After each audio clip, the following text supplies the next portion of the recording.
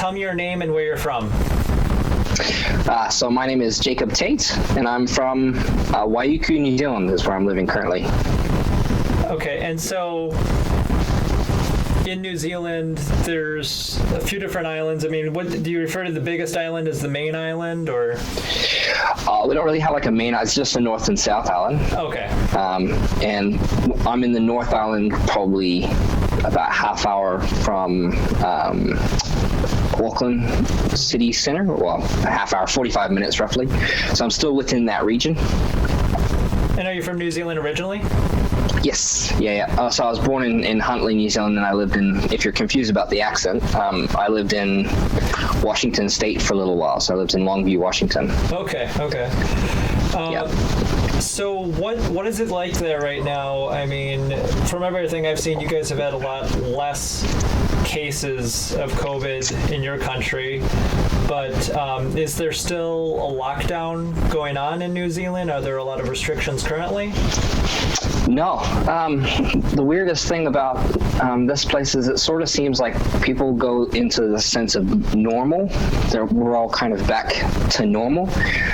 There was a close call, I think, last week where there was another case in the community that was reported, and it came real close to, people going, oh, if it's going to be another lockdown again, we'll just, carry on, get through it kind of thing, which is a difference, I think, in attitude from what I've seen other places where it's, we'll just kind of ignore the lockdown, just carry on. Mm-hmm.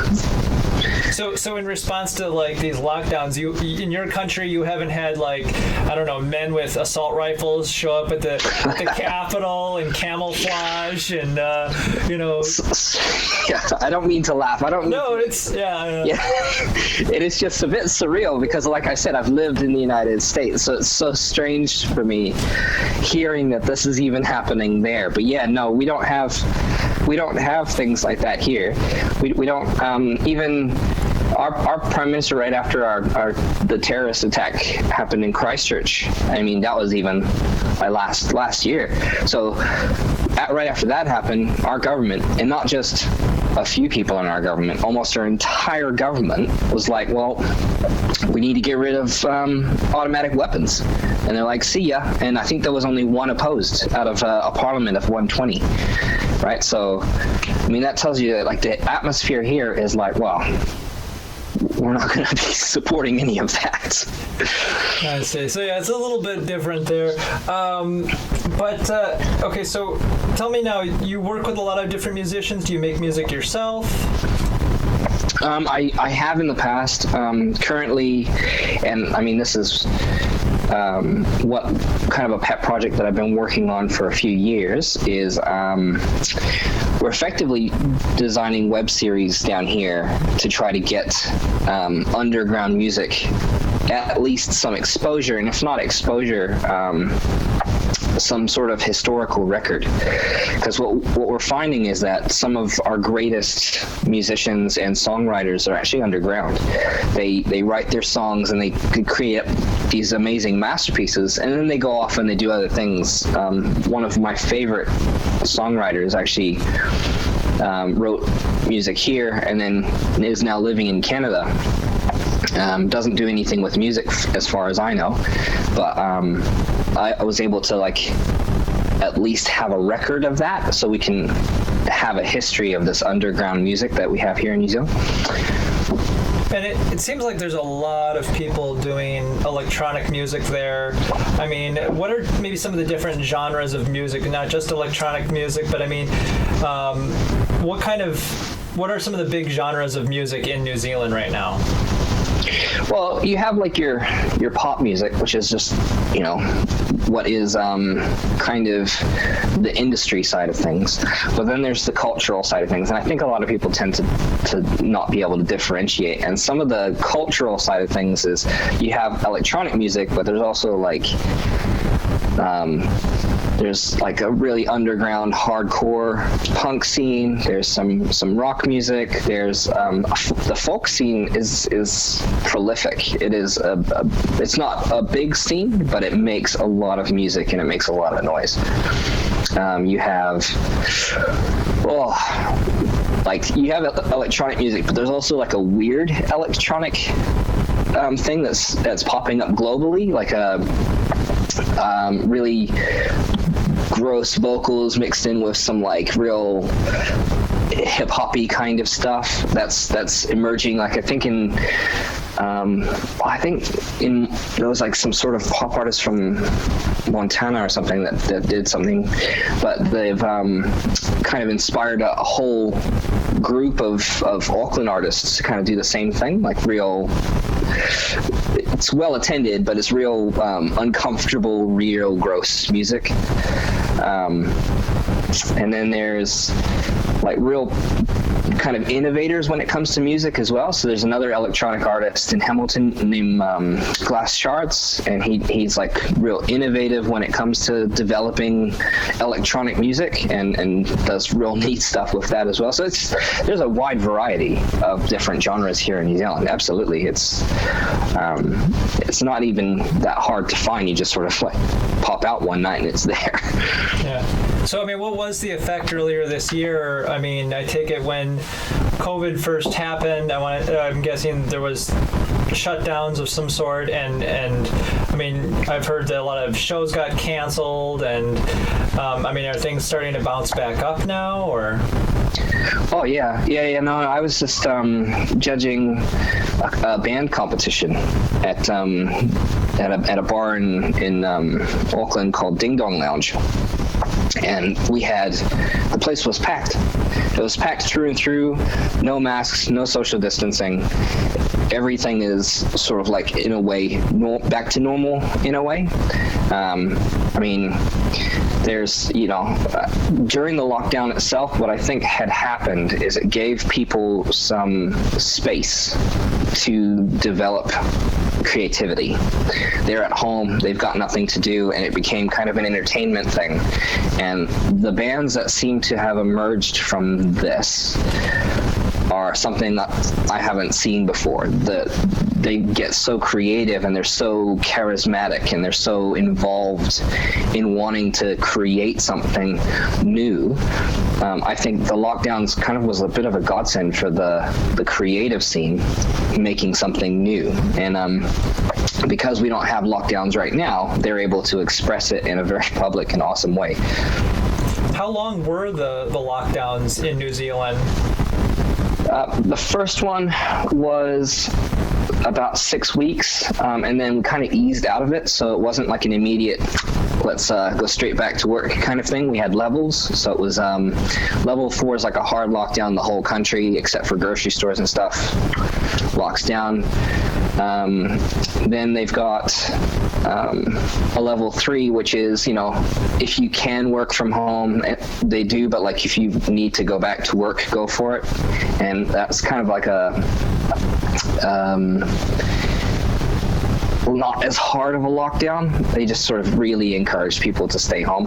And then level 2 is just everyone's kind of on high alert. And then level 1's like, all right, so there's no immediate threat. There's no cases in the community. Let's just kind of business as usual until we need to address it again. Mm-hmm. So the first lockdown was about 6 weeks, and the second lockdown only really happened regionally, so it was only in Auckland. And the rest of the country just went around as business as usual. And Auckland was level 3, so that wasn't as harsh as a level 4 one. Some people could go back to work. We're just paying attention to everything that was going on. And most people were at home lockdown. So that was only about 4 weeks, I'd say. I see. Yeah, see, here specifically Wisconsin, we had these restrictions in, and then I want to say some judges overturned them, and then immediately all the bars took that as, okay, we can pack the bars again. And right. It's, the college kids here, I think, have really contributed a lot to what's going on here. So you've lived in the United States, you've lived in New Zealand. What would you say are some major differences you can see as far as government or politics, or for instance, I'm sure your healthcare system there is probably a little different than what we have here in the States. Yeah. So our health, say there's a lot of fundamental cultural differences, let's say. So like I said, with the lockdowns and stuff, even those who disagree, and there were a number of people who disagreed with locking down the country, but even those people, culturally here, it's let's just get our heads down, get through this and sort it out. That's kind of like, oh, I don't think we should be locking down, but they just went ahead and did it anyways because they wanted to see if this could work, right? That's just the New Zealand attitude. You just do it yourself kind of thing. Whereas I think, like, fundamentally and culturally in the States, I don't think that there's that kind of same mindset. I think there's, like, when it comes to socializing your medication, for example, there's this weird mindset of it's theft, like you're taking from me to provide for someone else, whereas everyone up here, or majority of people, there are people who disagree, and I should probably say that, but the majority of people here are like, well, you're taking from us, but I can see that those people need help. There is a cultural difference, and then one that doesn't really allow for a divide. I think this is too small. It's 2 degrees of separation here, so within 2 degrees, everybody in New Zealand, so. Outside of COVID and issues like that, what do you think is a big issue that people in New Zealand are concerned about?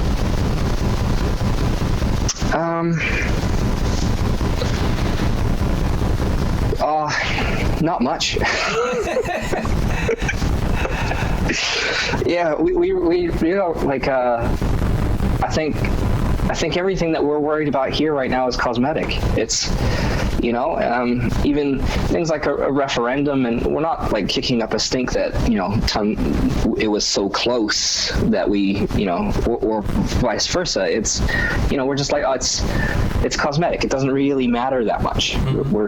Anything that we're worried about here is, I think I should say that there is an awareness, especially after earlier on this year with the wildfires in Australia. There is a big awareness that we're not doing enough globally right now because of the COVID and because of so much political divide, not just in the United States but everywhere, that we're not going to be able to address climate change in time. Right. So there's that. I mean, that's a larger existential thing, but for the most, you would say more people are more concerned in New Zealand about environmental issues than possibly the United States. Oh yeah, yeah. Any thoughts on the what is now? I guess it's been a week, but the 2020 election of the United States and Donald Trump and Joe Biden. Any thoughts on that? Oh, like, man, I think a majority of us are just feeling for you. It's not really over yet. No, I know, and I've got friends over there who, for the past 4 years, because I've lived over there for some time, I managed to get a lot of friends, and they wanted some clarity about things and weren't getting it in the United States, and so they were calling me to just try to wrap their heads around how we're doing and how the United States looks to the rest of the world. And so I've had a lot of conversations just calming people down. I mean, even friends at like middle of the night drunkenly calling me, just trying to get some guidance with all of what was happening, and I think, our system here, our system kind of, it's not perfect, but it's a hell of a lot better than one that led to Donald Trump becoming president. I think, if I'm allowed to be frank, I apologize, but what I think about Donald Trump is I think that he let a lot of my friends become anxious and depressed, and so there's this kind of personal, I don't like the guy, I understand. So even though some of them actually, like most of them, voted for him, so it's like, I might not like that they voted for him, but they also were upset, and I don't like him for that too. So. I understand.